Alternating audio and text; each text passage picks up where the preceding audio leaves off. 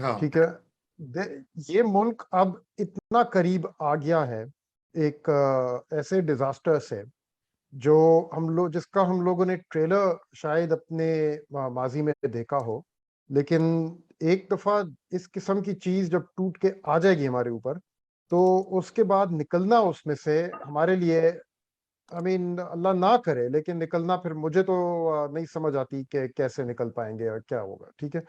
Situation ابھی یہ ہے کہ آج کے دن ایک آئل پیمنٹ ہونی تھی کوئی $70 ملین کی، جس کی وجہ سے مارکیٹ میں روپیہ جو ہے وہ تقریباً $7 گرے.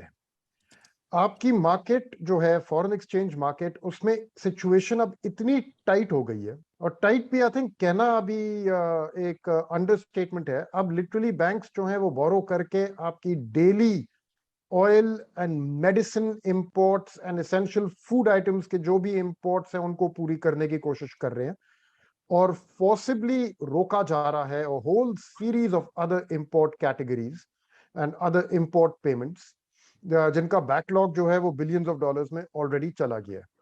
We are right now so dangerously close to a situation of default, Raza, ke I cannot emphasize it enough. We wow don't have time right now.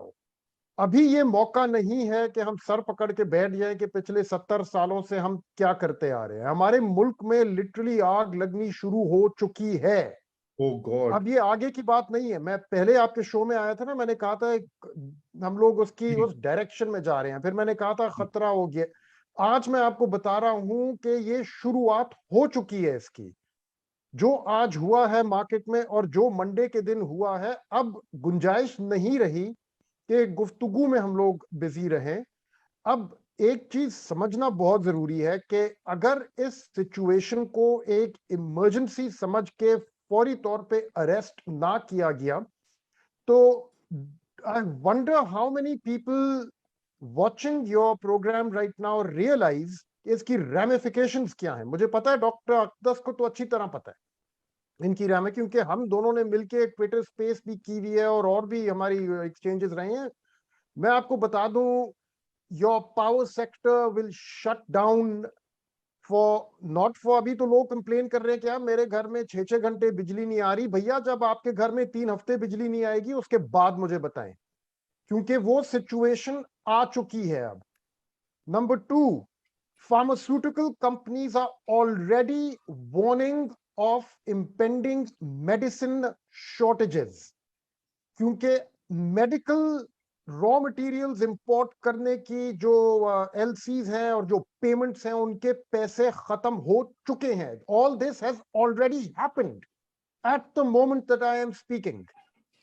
Oil payments ابھی جو کی جا رہی ہیں just to keep the oil جو مئی اور جون میں امپورٹ ہوئے تھے. بائی دا وے آج جو آئل پیمنٹس ہو رہی ہیں this is for oil deliveries that were shipped in the months of May and June.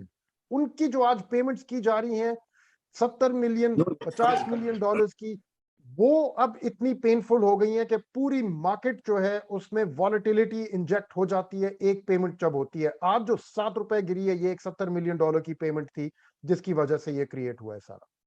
کل ایک اور آئے گی، پرسوں ایک اور آئے گی، ترسوں ایک اور آئے گی. Okay, I cannot begin to emphasize right now the direness of the situation. Default for Pakistan does not mean کہ جو ہمیں ابھی اب مشکلات فیس کر رہے ہیں یہ نا 2% یا 15% یا 20% زیادہ ہو جائیں گے. It means a disaster that will cascade through society, politics, everything. آپ کی فیول سپلائیز جو ہیں، آپ کی تمام انرجی سپلائیز، آپ کا انڈسٹریل سسٹم، آپ کا power generation system is all right now dangerously close to shutting down. جی بالکل بالکل. اچھا میں جو ہے جی اقدس، جی میں Aqdas, am I exaggerating? Am I overstating the case? Please tell me. اقدس اس سے پہلے what I'm saying.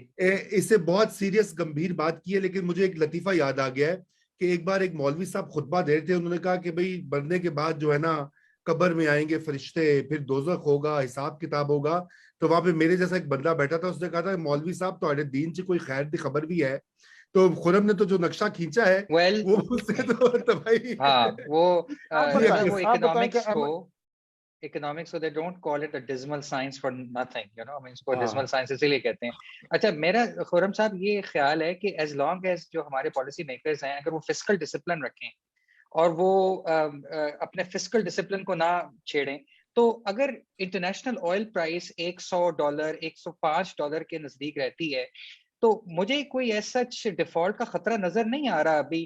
ہاں ایک خطرہ ہے, وہ انفلیشن کا خطرہ ہے جو کہ ایکسچینج ریٹ کی ڈیپریسیشن سے آ رہا ہے. تو میں سمجھتا ہوں کہ اگر فسکل سائڈ کو ہم پکڑ کے رکھیں اور کیا کہتے ہیں پروٹیکٹ کریں دا موسٹ ولنریبل جو ہمارا سیگمنٹ ہے, جس کی ڈاکٹر صاحب نے بات کی, احساس پروگرام, جو کہ میں سمجھتا ہوں کہ بہت ہی زبردست پروگرام ہے پاکستان کے اندر, اور آئی ایم ایف نے بھی اس کے بارے میں اس کو ریکگنائز کیا ایز اے پروگرام. تو میں نہیں سمجھتا کہ پاکستان ایز سچ کسی ڈیفالٹ کی طرف جا رہا ہے. آئی مین از مائی انڈرسٹینڈنگ ریزروز کی پوزیشن دیکھیں نا جی, فسکل سائڈ کے علاوہ فورن ایکسچینج ریزروز کی آپ پوزیشن دیکھ لیں and just ask yourself what's happening to the rupee, جو 210 پہ کلوز ہوا تھا آن فرائیڈے نائٹ اور آج 222 پہ کلوز ہوا. جی میں اس کو دیکھ رہا ہوں خرم صاحب, but I think that is نہیں, اس میں دو چیزیں ہو رہی ہیں میرے خیال میں. دیکھیں ایک تو اس میں جو ڈرائیور ہے نا وہ ہے ڈیفینیٹلی پولیٹیکل انسرٹنٹی, کہ جب جیسے ہی مارکیٹ کھلی ہے منڈے کو آپ نے اس کا امپیکٹ KC میں بھی دیکھا ہے, آپ نے اس کا امپیکٹ ایکسچینج ریٹ کی ڈیپریسیشن میں بھی دیکھا ہے.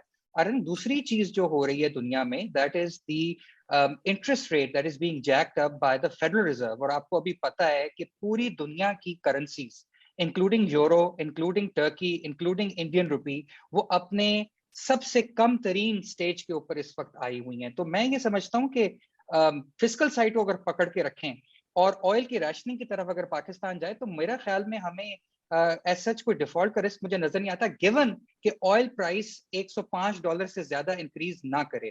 تو this is how I see it. I'll just say کہ ابھی بلومبرگ نے ایک لسٹ نکالی ہے of 12 countries that are facing default risk.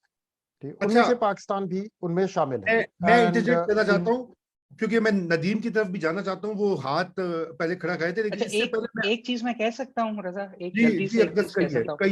کہیے. اچھا میں بس جلدی سے یہ کہوں گا کہ ڈاکٹر صاحب نے, ڈاکٹر ندیم نے بات کی تھی پرائیویٹائزیشن کی, اور انہوں نے بڑا اچھا ایک کراس سیکشن کھینچا the problems ailing this economy. But میں یہ سمجھتا ہوں کہ یہ سارے جو پرابلمس ڈاکٹر صاحب نے بتائے ہیں نا, یہ ان کا کوئی ٹیکنیکل کوئی انجینئرنگ فکس نہیں ہے, یہ سارے ہیں پولیٹیکل پرابلمس.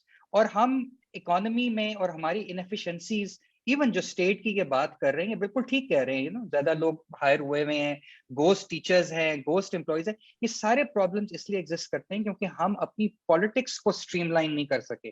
اور پالیٹکس کو اسٹریم لائن کرنے کے لیے آپ کو یہ جو ڈیموکریٹک ڈسپنسیشن ہے اس کو ریپیٹ ایٹریشن کے تھرو گزارنا پڑے گا. اس کا کوئی اور طریقہ نہیں ہے. یہ جو بیر نکلز اپروچ کی بات ڈاکٹر صاحب کر رہے ہیں, یہ شروع میں تو بڑی اچھی لگتی ہے, بٹ اس کے بہت ہی کیا کہنا چاہیے ڈیپ اور کیا کہتے چاہیے کہ اندھوناک قسم کے اس کے ریپرکشنز ہوتے ہیں. آپ سری لنکا میں دیکھیں, انہوں نے ایک بیر نکلز اپروچ کی ود جو تامل علام کی جو موومنٹ تھی, اس نے ایسی پرماننٹ ڈویژنز کریٹ کی ہیں کہ ابھی تک وہ اس سے ریکور نہیں کر سکے. آپ چیلے کے اندر دیکھ لیں, جنرل پینوشیٹ نے جس قسم کی بیر نکلز اپروچ لی, وہاں پہ بھی ڈویژنز پرماننٹ ہے. تو میں سمجھتا ہوں کہ شارٹ ٹرم فکسز جو ہیں وہ یہاں نہیں چلنے والے. اب پولیٹیکل کلاس کو رائز اپ کرنا پڑے گا ٹو ایڈریس یہ جو پولیٹیکل پرابلمز ہیں جس کی وجہ سے اکنامک انیفیشنسیز نظر آتی ہیں. جی